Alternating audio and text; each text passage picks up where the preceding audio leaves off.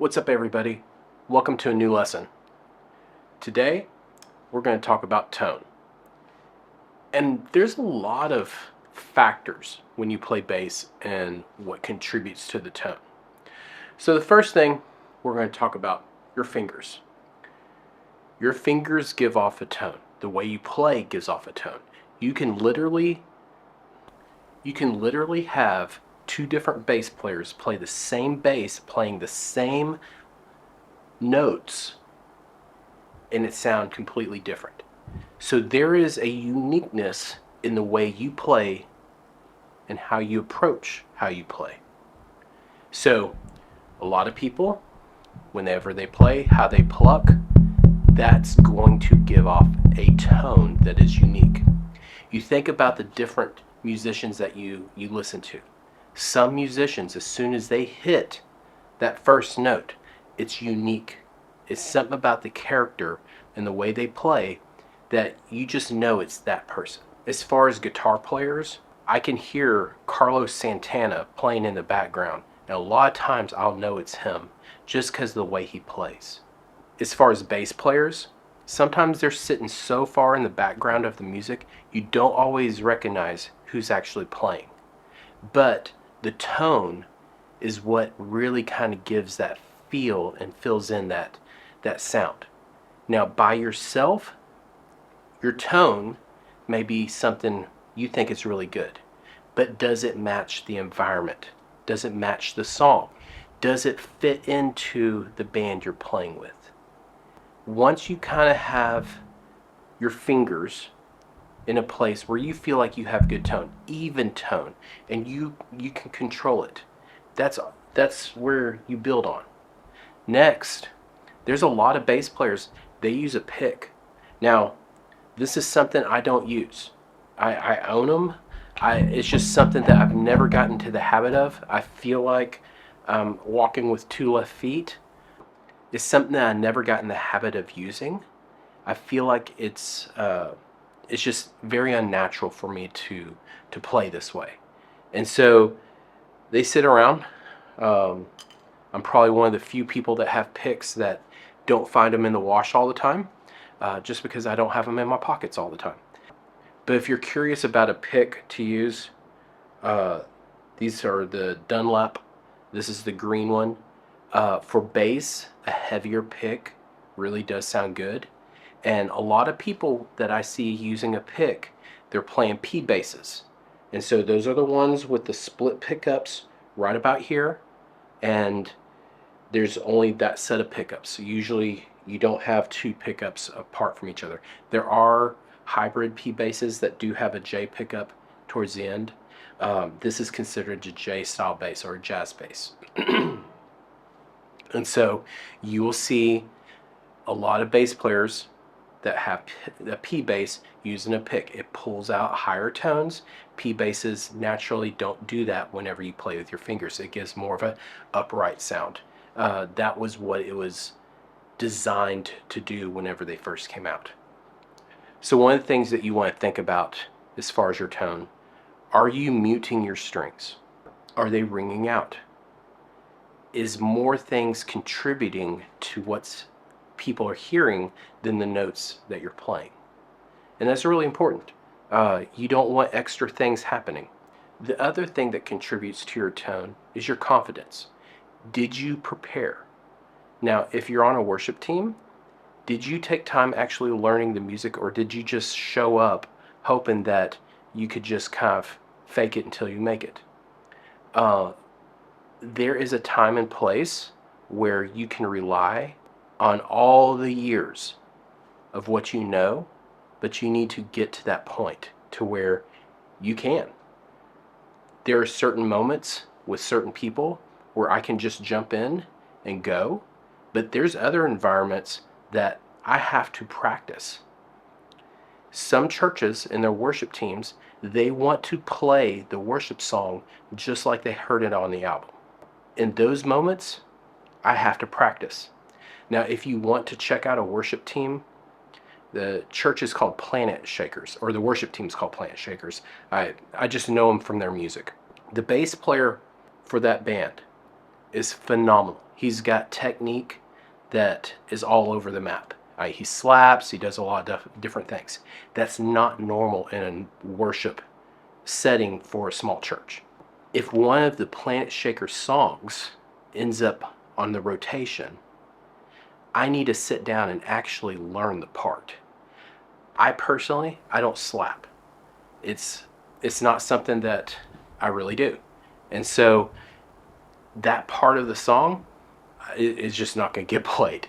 I'm going to do more of a finger style. I'm going to play it, using, their traditional techniques that I know, and not the slap. Mainly because me and the drummer will not be on if I try to slap. It's just something that I haven't landed. Now let's move on to something that's really important. Let's look at pickups. Now on my bass, I've got 2. This is considered a jazz bass. You could see something where it looks like 2 pickups back here, and this is considered more of a Music Man style bass, or MM pickup. And then, as I discussed earlier, if you just have one up here but it's kind of split and kind of like they're separated a little, that's considered a P bass. And so those are the 3 main pickup configurations that we see, and there's variations, but that's primarily it. Now on my bass, I've got volume, and then tone. And so where I put the tone is I kind of set it in the center, and then my volume, right now, I've just got the front pickup. This one's going to give me more of a tubby bass sound. Not a lot of string noise from my fingers, not a lot of brightness. It's just low end. Now if I turn that down and go to the back pickup back here, you can already hear that it's brighter. You can hear a lot more of the fret noise. And so a lot of times I actually like to play with that brighter sound. You'll see me actually play over the back pickup at times too, if I want it to be brighter. And so a lot of times I keep my pickups roughly about the same place at the same volume level.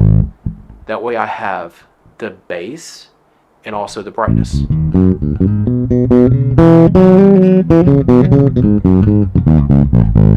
Now, this bass is what's called a passive bass. It does not have a battery. The electronics are really simple. And so what you see is what you get. You got the tone knob and volume.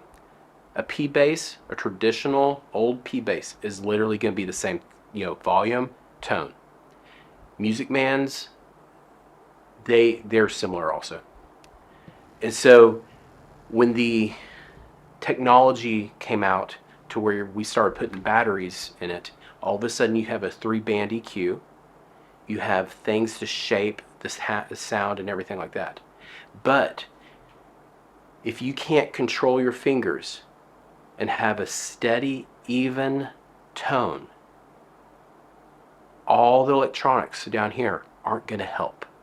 It's just actually going to magnify what you're doing, good or bad. Okay, so for the next thing that can really shape your tone or kill your tone, depending on what you're trying to do, is strings. Now, if you look at the first 4 videos that I did, my strings were pretty dead. You could definitely hear it when I played the G and the C string down here. They just did not have any ring to them. I did fix that. I resolved the issue. New set of strings, and all of a sudden, whenever I'm playing chords, if I have volume on, you can actually hear the notes pretty evenly. Now, dead strings will cause the strings to not resonate as long. Now, this is where it can be a good thing also. If you play flat wound strings, and those literally feel just like a flat piece of metal running, down the neck, they're not going to resonate as long. They're going to have more of that upright, tubby thub sound. And I've actually played fretless basses with flat wounds in order to get a more of an upright sound. For people who want a more just thud sound that doesn't ring out, that's not too bright, a lot of times you will see them play P basses, and sometimes they'll even have flat wound strings on the bass to just give it more of the sound. Now, with muting, with tone control, I can kind of get some of those tones with my bass, but it's still different. So it really depends on the tone you want. And so sometimes the materials that you use, being the bass, the strings, will affect the tone overall along with your fingers. For instance, Motown's bass player, James Jamerson, he was an upright player, and he played, they jokingly call it the claw finger, but he is a one finger upright player. And a lot of upright players, they pull with their either two fingers or one finger. More modern upright players have developed the technique where they use multiple fingers. So James, he played electric bass with one finger. But he also played a P bass with flat wounds, because in his mind, he wanted his electric bass to sound as close to his upright bass. Even flat wound strings, they have a shelf life. Now, a lot of people, as a point, it's just the strings are dead. James pushed his strings, and even like the dead strings, he would still play them, just because he wanted that really just thumpy tone. So what you play affects your tone. How you play it with your fingers affects your tone. So it's all a part of it. Now, moving on, after you get done figuring out your bass, how to play it, your strings, what to do with the knobs, where you like them, once you send that signal out of this cable, it goes into either the effects that you like to use, or it goes straight into a cabinet that you like to use. Now, for the purpose of the videos, and even when I'm playing live, I run everything into a Tonex 1 pedal, primarily because the majority of the places that I play, I'm using in-ears, and I don't take any kind of bass rig. They've got subs, it's a relatively small environment, so I don't have to have that, which is really nice. So having the sound of what people would expect with a bass player having his full rig there is still something that I can control.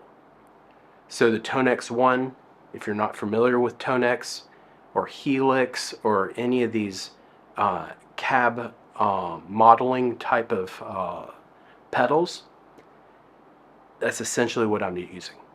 And so, just to give a plug, I use the Tonex patches for that Tanner Erickson with Tone Factory. I believe it's Tone Factory.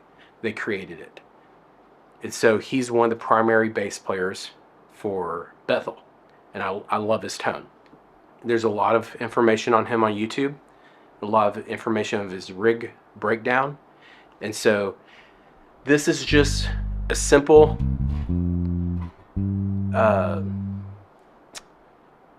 it's a tone hammer preamp, and that's what's giving it that tone right now that you hear, outside of what I'm doing with my fingers. Now, amp modeling is not going to be the same as actually having the real product. I'm just not going to spend that kind of money because I'm not playing out to make that kind of money. But I do like the features of having these options.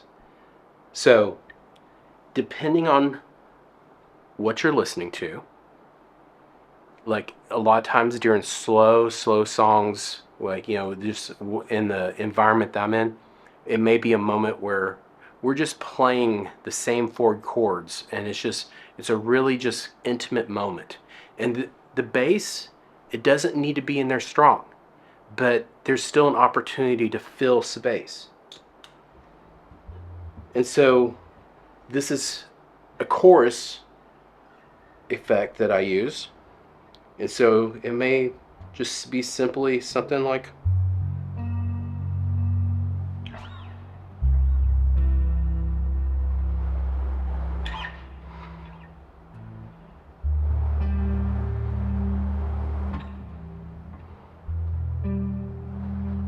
just something to fill that space, not to overtake it, not to be aggressive with it.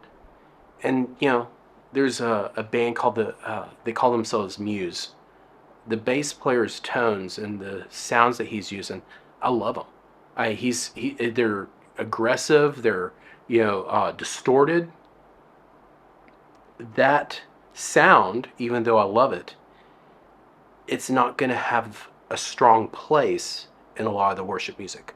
Now, there is a lot of distorted bass taking its place within a lot of the modern worship songs. And so knowing when and where to use effects is really important. Having just one solid, clean, really good tone that you can use with anything is really, really important. And then you can stack distortion or chorus or anything like that. Now, yeah, there's a little bit of overdrive on this one, but I keep it turned down just enough to where, like, if I really want to push it, I can. Now, because I personally don't have like speakers and a backline and the practice amps, because I do everything in my headphones,